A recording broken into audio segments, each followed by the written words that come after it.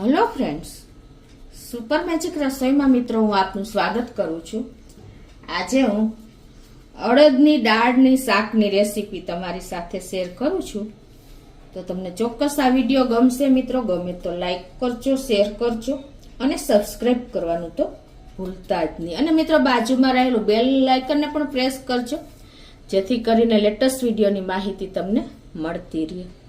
તો હવે ઇન્ગ્રેડિયન્ટ જ મિત્રો આપણે ઘરના અવેલેબલ જ હોય છે. તો એમાં મેં જો આ અડધો કપ અડદની ફોતરા વગરની દાળ લીધી છે.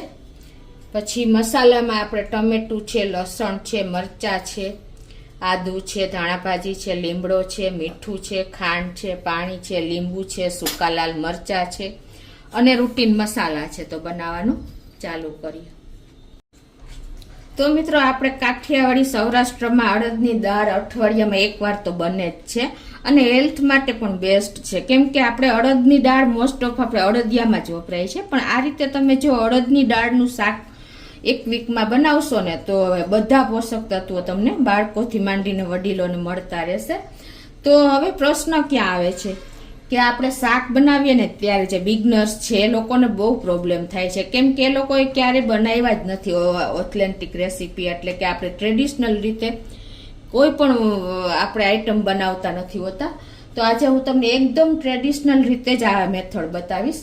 તો હવે પ્રશ્ન એ આવે છે કે અડદની દાળ કેટલી બાફવી, વધારે ટેસ્ટી બનાવવા માટે એનો વઘાર કેવી રીતે કરવો, પ્લસ દાળ અને પાણી અલગ ન રહે તેના માટે શું કરવું. આ બધા જ પ્રશ્નોનું સોલ્યુશન હું તમને આ વિડીયોમાં એકદમ ઈઝી રીતથી બતાવીશ. અને તમે જો આ વિડીયોની રીતથી ફોલો કરશો ને તો તમારી પરફેક્ટ દાળ બનશે, કે કાંઈ પણ પ્રોબ્લેમ નહીં આવે. તો તમે એન્ડ સુધી જોડાયેલા રહેજો. તો પહેલા તો આપણે મિત્રો આ જે અડદની દાળ છે ને એને આપણે આ રીતે પાણી નાખીને, અડધો કપ દાળ છે એને પાણી નાખીને અને જે સફેદ પાણી નીકળે ને ત્યાં સુધી આપણે ધોતી રહેવાની છે. કોઈ પણ કઠોળ તમે લ્યો ને તો એને આ રીતે હાથેથી મસરી અને ધોવાનું છે. આપણે અડદની ટ્રેડિશનલ દાળ જે બનાવીએ છીએ ને એ આ સફેદ એટલે કે ફોતરા વગરની દાળનું બનાવીએ છીએ. પણ જે આપણે ફોતરાવાળી કાળી અડદના દાળ બનાવીએ છીએ ને એ આપણે દાળ મખનીમાં ઉપયોગ કરીએ છીએ. તો હવે આને હું આ રીતે જો સફેદ પાણી નીકળી જાય ને ત્યાં સુધી આપણે 3 થી 4 પાણીએ ધોઈ નાખશું. તો આ રીતે આપણે દાળ 3 થી 4 પાણીએ ધોઈ લીધી છે. અને હવે આને તમારે આ રીતે પાણી નિતારીને પણ રાખી શકો છો અને સ્ટ્રેનરમાં તમે સ્ટ્રેન કરીને પણ રાખી શકો છો. હવે પ્રશ્ન એ આવે છે કે આપણે દાળ બાફવા માટે કેટલું પાણી મૂકવાનું. તો પહેલા તો આપણે આ કુકરમાં દાળ નાખી દેશું, જે કુકરમાં બાફી હોય એમાં. અને હવે એમાં આપણે જે દાળ લીધી છે ને એનાથી 3 ગણું પાણી ઉમેરવાનું છે, એટલે કે 3 કપ આપણે પાણી નાખી દેશું.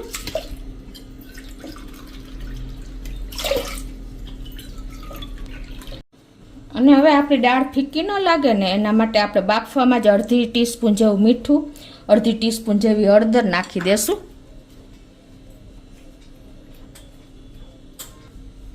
અડધી ટીસ્પૂન જેવું તેલ પણ નાખી દેશું. એટલે શું થશે કે આપણી દાળ ઉભરાશે નહીં. અને હવે જે આપણે આ લીડ કુકરનું છે ને એમાં પણ આપણે આ રીતે સેજ તેલ લગાવી દેવાનું અંદર ને બહારની સાઈડ. એટલે આપણી જ્યારે દાળ કૂક થશે ને ત્યારે બિલકુલ ઉભરાશે નહીં અને પ્લસ પાણી પણ બહાર નહીં આવે. આ રીતે તમે આટલું કરશો ને તો તમારું ગેસ પણ નહીં બગડે, લીડ પણ નહીં બગડે. અને હવે આને આપણે ઢાંકણું બંધ કરી અને પહેલા ફૂલ ફ્લેમ ઉપર 1 વિસલ કરશું અને પછી મીડિયમ ફ્લેમ ઉપર 3 વિસલ કરશું. આનું કારણ એ છે કે પહેલા ફૂલ ગેસ રાખવાનું રીઝન કે આપણું કુકર ગરમ થઈ જાય, અને પછી મીડિયમ ફ્લેમ રાખવાનું કારણ એ છે કે આપણી દાળ અંદરથી સરસ કૂક થઈ જાય. તો આપણે કુકરને 4 વિસલ થઈ ગઈ છે અને પ્રેશર પણ રિલીઝ થઈ ગયું છે. તો આપણે કુકરને ખોલી લઈએ. તો જો મિત્રો આપણે તેલ લગાવ્યું હતું ને એટલે લીડ પણ નથી બગડ્યું અને જરા પણ જુઓ દાળ અંદરથી નીકળી નથી. તો હવે એને આપણે ચેક કરી લઈએ બરાબર થઈ છે કે નહીં. તો આ રીતે તમારે ચમચામાં લઈ અને દાણો ચેક કરી લેવાનો. ગરમ છે મિત્રો. આ રીતે જો પ્રેસ થઈ જાય છે એકદમ સરસ. આપણી દાળ 4 વિસલમાં તૈયાર થઈ ગઈ છે. અને કદાચ તમારે દાળ ન બફાય ને તો 1 વિસલ વધારે કરી લેવાની. હવે આ દાળમાં આપણે બ્લેન્ડ નથી કરવાની, એટલે પરફેક્ટ બફાણી હશે ને તો જ તમારી દાળ એક રસ થશે. હવે આમાં આપણે 1.5 કપ જેવું પાણી નાખી દેશું અને દાળને ઉકાળી લેશું.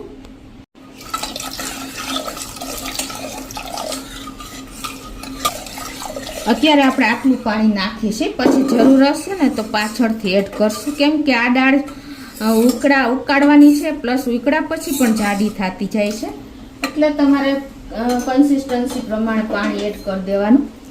હવે આપણે ગેસ ઓન કરી અને આને બોઇલ થવા દેશું. ને એમાં આપણે જ્યાં શાકભાજી સમાર્યા છે ને, મેં એક મીડિયમ સાઇઝનું ટમેટું લીધું છે, એ નાખી દેશું. અને એક મીડિયમ મરચું એવું સમાર્યું છે, ઝીણું એવું, એને પણ આપણે આમાં ઉકાળવામાં જ નાખી દેશું. ગેસની ફ્લેમ આપણે અત્યારે મીડિયમ ફ્લેમ ઉપર જ દાળને બોઇલ કરશું. અને 1 ટીસ્પૂન જેવું આપણે ધાણા જીરું નાખી દેશું. 1/4 ટીસ્પૂન જેવું કાશ્મીરી લાલ મરચું નાખી દેશું. અને આપણે બાફવામાં પણ મીઠું નાખ્યું હતું, તો અત્યારે અડધી ચમચીથી ઓછું એવું અત્યારે હું મીઠું નાખું છું. અને આને આપણે આ રીતે વચ્ચે વચ્ચે હલાવતા જઈશું અને આ રીતે બોઇલ કરી લેશું, એટલે એકદમ સરસ એક રસ આપણી દાળ થઈ જાય. હવે આપણી દાળ ઉકળશે ને તે આપણે વઘાર પણ કરી લઈએ. તો એક વઘારિયામાં આપણે 2 ટેબલ સ્પૂન જેવું તેલ મૂકી દેશું અને વઘાર કરી લેશું. તેલને ગરમ થવા દેશું. હવે આપણું તેલ પણ ગરમ થઈ ગયું છે, તો અડધી ચમચી જેવું આખું જીરું, 1/4 ટીસ્પૂન રાઈ અને 2 પિંચ જેટલી હિંગ નાખીને આને આપણે પ્રફલ થવા દેશું. અને એમાં મેં આ 10 થી 12 કળી લસણ સમાર્યું છે, તમે પેસ્ટ પણ કરી શકો છો, એ નાખી દેશું. અને એને આપણે પ્રફલ થવા દેશું. અને 7 થી 8 લીમડાના પત્તા નાખી દેશું. અને 2 સૂકા આપણે મરચાં નાખી દેશું. આ રીતે આપણે બ્રાઉન જો કલરનું લસણ થઈ ગયું છે. અને ગેસની આપણે સ્લો ફ્લેમ ઉપર જ આ વઘાર કર્યો છે. હવે આપણે ગેસને આ રીતે આ બાજુ દાળ લઈ લેશું અને એમાં આપણે 1 ટીસ્પૂન જેવું લાલ મરચું નાખી અને આ વઘારને આપણે વઘારિયામાં જ કુકરમાં જ રેડી દેશું દાળના. અને દાળને ઢાંકી દેશું એટલે વઘાર સરસ અંદર બેસી જાય. જો મિત્રો આપણો સરસ વઘાર અંદર બેસી ગયો છે. તો હવે આપણે આ વઘારિયામાં પણ થોડીક દાળ પાછળ નાખી અને અંદર નાખી દેશું. અત્યારે મિત્રો એટલી સરસ સ્મેલ આવી રહી છે. અને હવે આપણે 1 ઇંચ આદુ ટુકડો મેં ગ્રેટ કર્યો છે, એને આપણે આ સ્ટેજે નાખશું એટલે સરસ એની ફ્લેવર પણ આવે.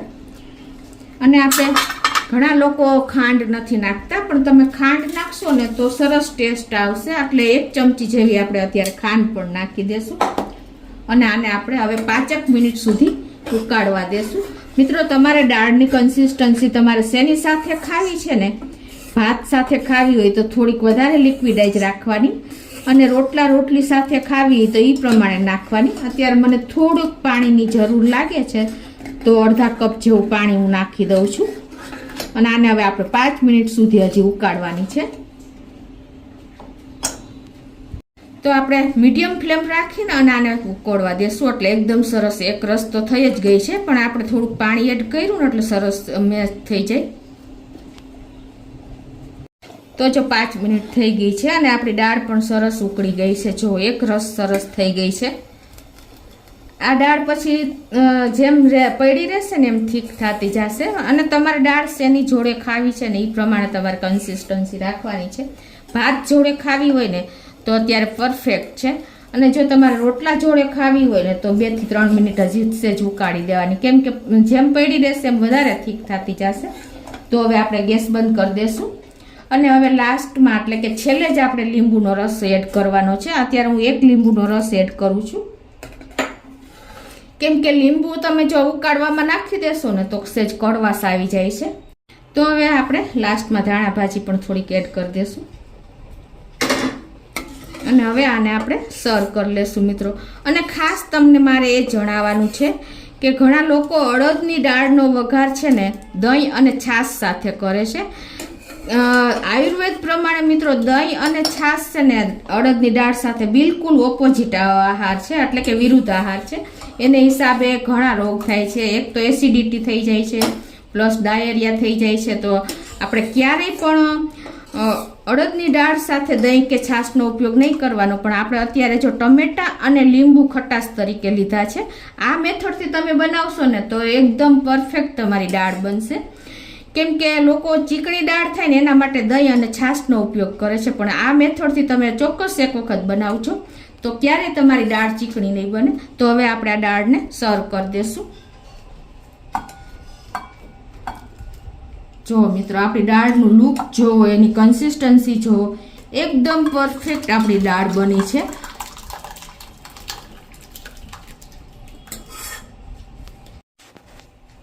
તો હવે આપણે ઉપરથી થોડીક ધાણા ભાજી ડેકોરેશન પૂરતી સ્પ્રિંકલ કરી દેશું. અને તમને દાળની કન્સિસ્ટન્સી પણ બતાવી દઉં. જો જરા પણ પાણી અને દાળ અલગ નથી, તમને ખ્યાલ આવી જતો હશે, છે ને મિત્રો? આવી પરફેક્ટ દાળ બનાવવા માટે તમારે આ વિડીયોની રીત ફોલો કરવી પડશે. અને તમે ચોક્કસ એક વખત આ રીતે ટ્રાય કરજો અને મને કોમેન્ટ બોક્સમાં જણાવજો મિત્રો કે તમને દાળનો ટેસ્ટ કેવો લાગ્યો. તો તમને ગમે તો લાઈક કરજો, શેર કરજો અને સબસ્ક્રાઈબ કરવાનું તો ભૂલતા જ નહીં.